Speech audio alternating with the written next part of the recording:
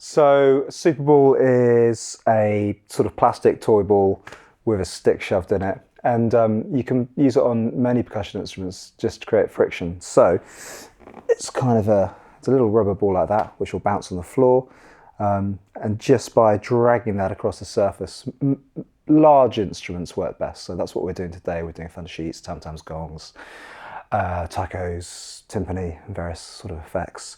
And you get this weird sort of moaning, wailing sound. So you get the contact, the sort of friction sound that you don't really get, regular attack or pitch of the instrument. So kind of very sci-fi is the vibe.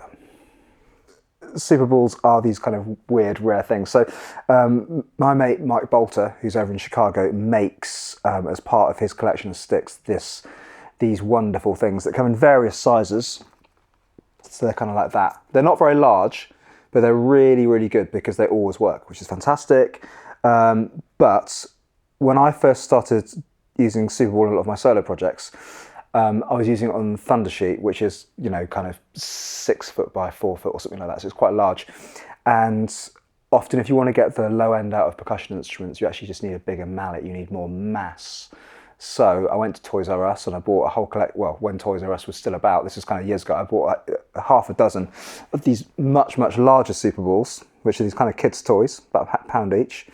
And I just drilled into it and stuck an old stick into it and super glued it all together. So the mass and the density there of these much larger mallets, which I made myself, just brings out the low end and thunder sheets and tam-tams and things, which is kind of cool. You're just adding a bit more mystery to the sound, really. It's everything 1960s, early 70s sci-fi. That's kind of where, I think that's kind of where we hear those sort of eerie, sort of otherworldly sounds. And of course, we hear them kind of much more commonplace today in lots of sort of big budget sort of sci-fi flicks. But it's been around for quite a while.